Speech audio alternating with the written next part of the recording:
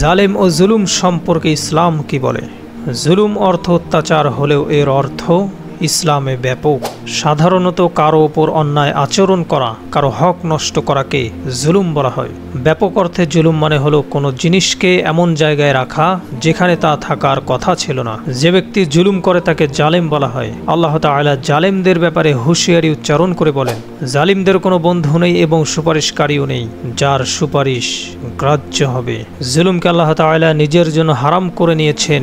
এ মর্মে হাদিসে কুদসিতে নবীজি ঘোষণা করেন, আল্লাহ তাআলা বলেন, হে আমার বান্দারা, আমি আমার নিজের জন্য জুলুম করা হারাম করে নিয়েছি এবং তোমাদের পরস্পরের মধ্যেও জুলুম হারাম করেছি। সুতরাং তোমরা একজন অন্যজনের ওপর জুলুম করো না। জালিমদের প্রতি সতর্ক বার্তা।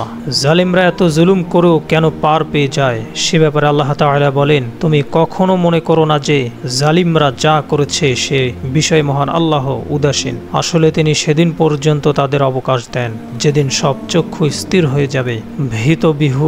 ভীত বিহল চিত্তে আকাশের দিকে চেয়ে তারা ছুটাছুটি করবে। আতঙ্কে তাদের নিজেদের দিকেও ফিরবে না এবং তাদের অন্তর হবে ভয়ানক উদাস।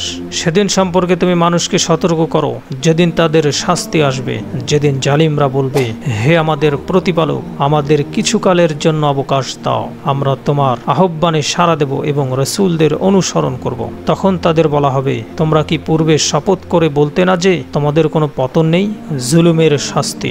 জালিমদের শাস্তির ব্যাপারে আল্লাহ তাআলা বলেন, আমি জালিমদের জন্য প্রস্তুত করে রেখেছি অগ্নি যার বেষ্টনী তাদের পরিবেষ্টন করে রাখবে। তারা পানিও চাইলে তাদের দেয়া হবে গলিত ধাতুর মতো পানি যা তাদের মুখমণ্ডল দগ্ধ করবে। এটি এত নিকৃষ্ট পানি, জাহান্নাম কতই না নিকৃষ্ট আশ্রয়। এ ব্যাপারে আল্লাহ তাআলা আরো বলেন, তাদের সতর্ক করে দাও আসন্ন দিন কিয়ামত সম্পর্কে, যখন দুঃখ কষ্টে তাদের প্রাণ কণ্ঠাগত হবে।